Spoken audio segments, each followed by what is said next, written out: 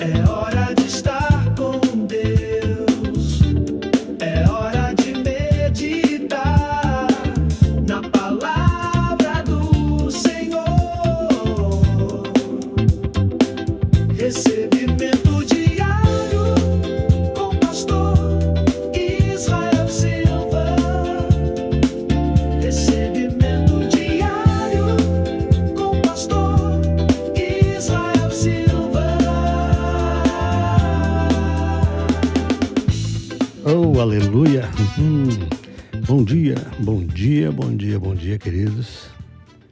Que a graça e a paz do nosso Deus seja no teu coração. Aleluia! Uma coisa que Ele manda a gente crescer, né? Crescei na graça.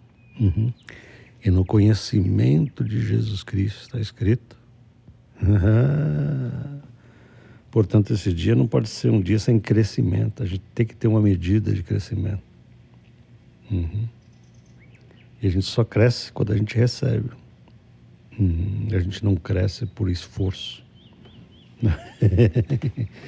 É lindo, né? É lindo o Evangelho de Jesus Cristo. Não adianta o esforço para dar fruto, para crescer, para mudar, para se transformar. Não. É o recebimento diário. É a entrega. A entrega é a rendição. É a sujeição para o recebimento que faz a gente receber fluxo glorioso de Deus, para que a gente possa ter de Deus aquilo que Ele pede de nós. Olha que coisa interessante. Enquanto a gente não entende isso, a gente pratica tudo ao inverso daquilo que Deus estabelece. Entendeu? A gente tenta cumprir a lei. Eu vou tentar cumprir, eu vou tentar melhorar, eu vou tentar gerenciar a minha alma. Eu vou gerenciar a minha raiva, eu vou tentar gerenciar a minha bipolaridade. A gente pensa que a gente tem que consertar a carne, a carnalidade pela qual todas essas coisas se expressam. Não. Andai em espírito e não cumprireis automaticamente os produtos da carnalidade. Essa é uma tradução perfeita de Gálatas. Andai em espírito e essa carnalidade não terá expressividade no coração, na alma, na mente, no sentimento, no corpo. Isso é maravilhoso, né? Como que Deus preparou algo que a gente tem que se valer, tem que se... Todo dia, né? Eu falo para vocês todo dia, a gente tem que se valer da obra de um outro. A gente tem que se grudar naquele que nos coloca nele, em Jesus. Tá entendendo? Hoje eu queria ler para você um texto, um maravilhoso texto, que está no livro de Isaías, capítulo 61. Uma profecia que Isaías fez 700 anos antes de Jesus nascer. Ele profetizou e escreveu isso. E quando Jesus já tinha 30 e poucos anos, já começando o seu ministério, Jesus entrou numa sinagoga, como era costume dos judeus, e deram a ele a palavra. Ele tomou o rolo desse livro de Isaías, abriu ele, esticou o rolo. Veja como que essa escritura que eu vou ler é antiga, né? Se Jesus leu uma coisa que já tinha sido escrita 700 anos antes dele nascer, imagina agora, em 2026. Aí Jesus toma essa escritura e fica de pé diante de todos e lê isso daqui. E depois ele diz assim: essa escritura que vocês acabaram de ouvir está se cumprindo diante de vocês. Por que Jesus falou isso? Porque essa escritura estava falando dele. Estava dizendo o que ele realizaria. Qual seria o papel dele no período de ministério, no período de vida, né? Não está falando da obra da morte, nem da obra da ressurreição. Está falando na obra da transmissão das suas obras através da palavra, da cura divina, da restauração, da libertação de almas, que ele realizaria no seu ministério. E o texto diz assim: o Espírito do Senhor, Deus, está sobre mim. Que maravilha. O Espírito do Senhor, Deus, está sobre mim. Deixa eu falar uma coisa para você, porque eu quero que esse áudio ele seja uma coisa didática, que ensine você sobre aspectos das Escrituras que muito pouca gente pensa e se confunde e criam seitas. Entendeu? Tem muitas seitas que foram criadas por não entender isso que eu estou falando. Tem muitas seitas que não aceitam que Jesus é Deus, porque entende tudo errado a palavra de Deus. Entendeu? Quando Jesus fala assim, o Espírito do Senhor Deus está sobre mim, né? As seitas que são criadas erroneamente, elas dizem o seguinte: se Jesus é Deus, ele não poderia falar de um outro Deus que está sobre ele. Porque aí haveriam o quê? Dois deuses, ou Jesus não seria Deus, ou haveria um outro Deus e Jesus seria excluído. E aqui está todo o segredo, o mistério da Trindade divina, que você precisa perceber nesse texto para que a coisa seja gloriosa no teu entendimento. Entende? Jesus Cristo sempre foi Deus ao lado do Pai e ao lado do Espírito Santo eternamente. Porque o nosso Deus, ele não é um Deus de uma pessoa só. Ele é um Deus triuno, é um Deus que tem 3 pessoas em unidade perfeita. O Pai, o Filho e o Espírito Santo de Deus. Só que Jesus, quando veio fazer essa obra, ele se encarnou. Ele voluntariamente se despojou dos atributos gloriosos da sua própria divindade e se submeteu a uma humanidade. Está entendendo? Por que eu estou dando esse preâmbulo nesse texto? Para que você possa ter uma compreensão maior de que Jesus foi escolhido pela triunidade divina num conselho eterno entre eles. Jesus foi escolhido como aquele, ele foi eleito como aquele que faria toda essa obra redentora, encarnando, tomando a forma humana para que ele pudesse ter autoridade humana. É muito poderoso isso que eu estou falando. Ele precisava ser humano para ter autoridade humana na terra. Olha o poder disso, porque o Deus, desde sempre, lhe deu autoridade ao ser humano, a Adão, sobre o planeta Terra. E Adão caiu em pecado e levou toda a raça humana com ele. Então agora eu quero que você entenda isso. Para que Jesus pudesse resgatar o homem caído, ele teve que se fazer homem, para que ele pudesse representar legalmente o humano. Somente um outro humano perfeito poderia representar uma humanidade que já não era mais perfeita e se apresentar diante de um Deus juiz, um Deus que trabalha com lei, com legalidade. Então agora eu vou explicar o texto. Se Jesus tinha se despojado da sua glória divina, da glória da divindade, é o que Paulo fala em Filipenses, que ele se despojou da divindade e tomou a forma de servo, a forma de homem. Ok? Jesus não andava para cima e para baixo realizando coisas como Deus. Isso é muito importante que você entenda. Nenhum milagre de Jesus Cristo foi realizado como Deus. E muita gente pensa. Eu também pensava isso no início da minha carreira cristã. Eu falava assim, nossa, Jesus era Deus, por isso que ele realizava todas essas coisas. Não, ele nunca realizou nenhum milagre como Deus. Eu vou mostrar isso aqui. Todas as coisas que ele fez, falou e realizou, ele fez como homem ungido de Deus. Homem, dependente do Espírito Santo, como qualquer crente é. Entendeu?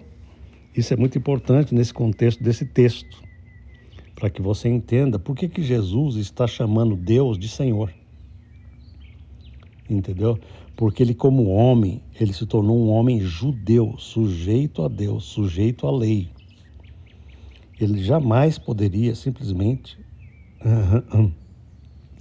falar assim, eu sou divino, sou igual a Deus nesse quesito, porque ele deixou a divindade de lado e se tornou um servo do Senhor, um servo de Deus. Está entendendo isso? Se você entendeu, eu fico feliz. Porque isso foi temporariamente, durante um períodozinho de 30 e poucos anos. Jesus, durante toda a eternidade, sempre foi Deus, igual ao Pai. E depois desses 30 e poucos anos que ele realizou essa obra, ele voltou à sua glória divina e voltou e reassumiu a glória da divindade. Quer dizer que Jesus, o que ele tinha antes da encarnação, ele voltou a ter depois da encarnação. Mas durante a encarnação, nesse períodozinho terreno, ele passou a ser um homem sujeito a Deus. É por isso que ele fala que Deus era o seu Senhor.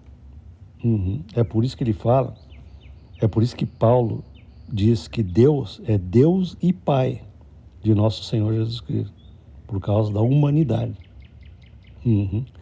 Porque Deus não precisa ter um Deus acima de si mesmo, mas como homem, Deus Pai passou a ser Deus de Jesus. Entende? Passou a ser o Deus de Jesus no período humano, no período da encarnação de Cristo Jesus. E ele está dizendo assim, o Espírito do Senhor Deus está sobre mim. Veja que Deus precisou enviar o Espírito Santo sobre o homem Jesus para que ele não realizasse nada por conta própria. Pela divindade do Cristo, não, mas pela humanidade ungida pelo Espírito. Todas as curas que Jesus realizou foi pelo Espírito Santo de Deus, não foi por si mesmo. Jesus fala isso em João 5,19. Eu não posso fazer nada de mim mesmo, ele diz, a não ser aquilo que eu vejo o Pai fazer, aquilo que Deus vai determinando no meu espírito. Assim eu faço. Ele não fazia nada por si mesmo, está escrito, João 5,19. Então agora você está entendendo, tudo bem? Ele diz assim, o Espírito do Senhor Deus está sobre mim, porque o Senhor me ungiu, para pregar boas novas aos quebrantados. Aleluia. Primeira coisa que Jesus veio fazer, ele veio trazer uma palavra. Ele olhou para essa multidão de seres humanos que na sua alma estavam completamente destroçados, separados, né? Enganados, cheio de angústia, de dor, de trauma, de miséria e de todo tipo de escravidão a Satanás nos seus sentimentos. A Bíblia chama isso de quebrantados. A palavra de Deus está mostrando aqui um quadro muito especial que funciona mesmo na vida de cristãos. Por que ele fala isso? Porque Jesus, ele tem esse poder com a sua palavra, com a sua verdade. Ele restaura a alma humana quebrada. Primeiro ele faz uma obra no espírito, ok? Existe uma diferença de alma e espírito. Jesus tem que fazer uma obra perfeita no espírito para que ele possa fazer uma moradia. E daquela moradia, ele começa a trabalhar a cura da alma, que são as emoções, os pensamentos. Essa coisa da alma é mais exterior, entendeu? E essas almas quebradas, elas só podem ser curadas pela palavra. Por isso que ele diz que o Senhor enviou para ele pregar boas novas, ou seja, as boas notícias que ele fala vão contrastar com a péssima notícia do estado da alma humana. Isso continua sendo uma verdade para nós hoje. Eu não vou ler o texto inteiro dessa passagem, porque ficaria um áudio muito longo, mas eu quero que você entenda. Eu vou fazer um outro áudio amanhã para continuar isso, mas eu quero que você entenda que ele está se referindo àquilo que a gente chama de evangelho. Evangelho. O evangelho é chamado de evangelho de salvação, ou evangelho da salvação. Por quê?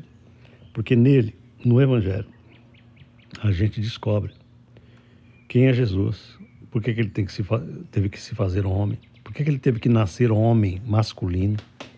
Isso é outro aspecto importantíssimo, né? Tem gente que hoje em dia pensa que essa questão de macho e fêmea é tudo uma coisa só, é tudo junto e misturado. Não existe papel, né, na masculinidade e na feminilidade. Do ponto de vista de Deus, masculinidade e feminilidade teve um papel preponderante na salvação.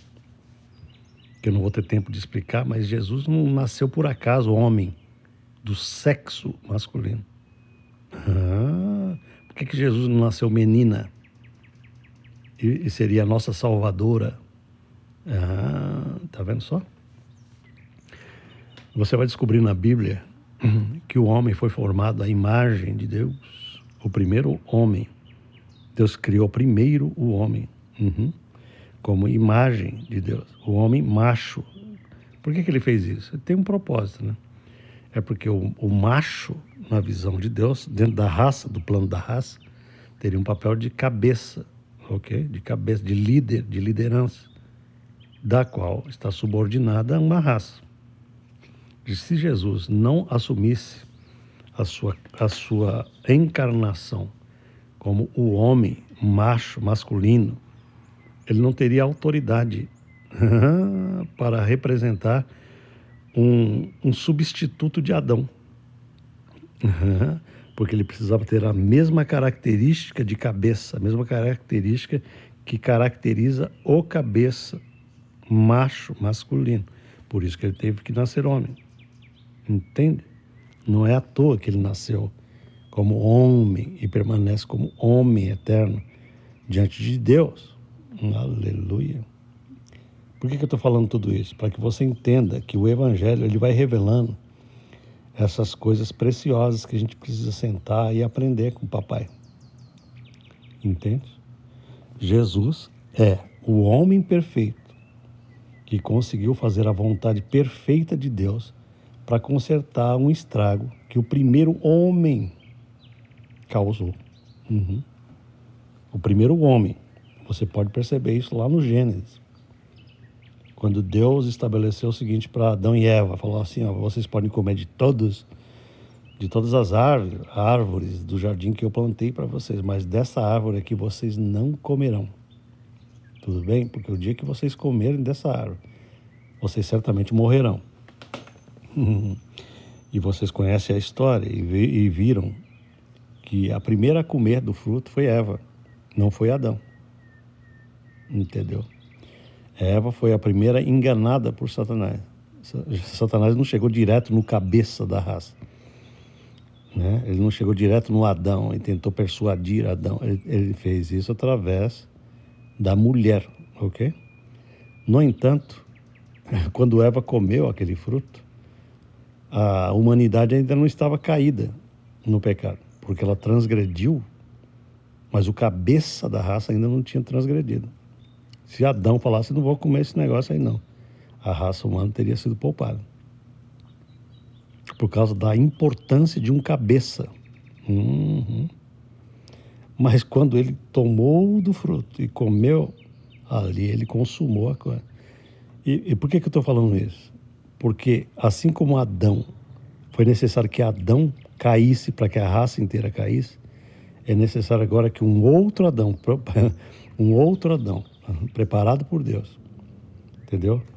Obedecesse de maneira plena e perfeita a Deus no projeto da redenção, para que aqueles que estavam debaixo da queda pudessem ser salvos por esse novo homem, por esse novo salvador da raça.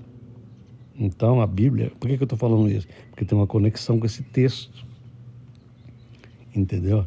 Por que Jesus teve que trazer essas boas novas aqui de Isaías 61? porque toda a raça humana foi afetada pelas consequências desgraçadas que o pecado traz para o coração, para a alma, para a mente, para o físico, né? Não havia doença, não havia nada disso antes. Entendeu? E quando Jesus vem, ele vem restaurar, ele vem curar as doenças produzidas pelo pecado.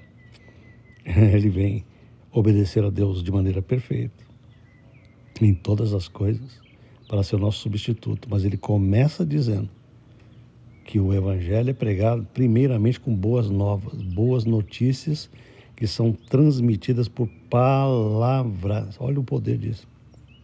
Eu vou fechar o áudio aqui, levantando para você hoje a importância de uma boa palavra trazida da parte de Deus para as almas que estão ao nosso redor. Entende? Por exemplo, você que está escutando a palavra neste momento, num lugar tranquilo, se você tem um propósito de escutar diariamente a boa nova, essa boa nova, ela tem um poder glorioso de levantar a tua alma quebrantada, a tua alma esfacelada. Você muitas vezes não percebe que a tua alma está quebrantada. Entende? Muitas vezes as pessoas não se dão conta do quebrantamento das suas próprias almas. Elas pensam que elas estão bem, até o dia que elas percebem que elas estão com muito estresse, com muita angústia, elas estão sem força, elas não têm capacidade, elas estão precisando de algo superior. Então, essa palavra de Jesus, ela continua sendo a causa e o desdobramento de um levantamento de alma.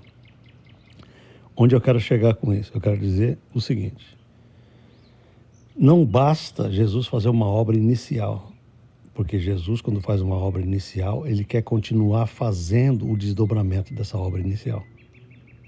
Entende? Então, se você é crente há 20, 30, 40, 50 anos, você nunca pense que essas palavras são apenas para aqueles que estão distantes e vindo ao Evangelho através de uma pregação evangelística. Ah, esse texto é maravilhoso. Prega aí para os perdidos, porque eles vão vir num apelo, vão fazer um apelo aqui e eles virão, eles estão quebrantados, então eles precisam de Jesus. Não, essa mesma dinâmica, ela é mantida por nós durante todo o tempo que a gente viver na Terra. Quando eu entendi isso na minha vida, tudo começou a melhorar na minha vida, porque eu falei, caramba, eu achava que o crente tem a seguinte ideia: a gente tem um período que a gente aceitou Jesus lá atrás, e a gente acha que a gente pode tocar a vida com aquele primeiro impacto da salvação inicial. A gente se esquece que existe um crescendo, que a gente deve adquirir uma dinâmica de crescimento diária pelo recebimento contínuo de um Jesus que um dia recebemos. Então, qual é o meu foco deste áudio de hoje? É exatamente nessa palavra que Jesus diz aqui: o Senhor me ungiu para pregar boas novas aos quebrantados. Preste atenção nisso. Essa unção, unção significa capacidade gloriosa que o Espírito Santo concede. Isso significa unção, ok? Essa unção está em Jesus, mas Jesus está em nós pelo Espírito Santo. Essa mesma unção que esteve sobre Jesus no período que ele viveu na terra, ela veio estar em nós, em nosso espírito regenerado.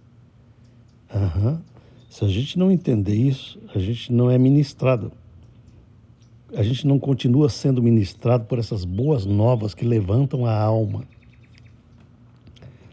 Eu espero que você esteja entendendo. Veja bem, você precisa da continuidade dessa obra. Jesus precisa te ministrar todo dia numa cadeirinha. Você precisa ter prazer nisso, de receber glória, de receber entendimento, de receber unção. O Espírito precisa se familiarizar contigo e você com Ele. Para quê?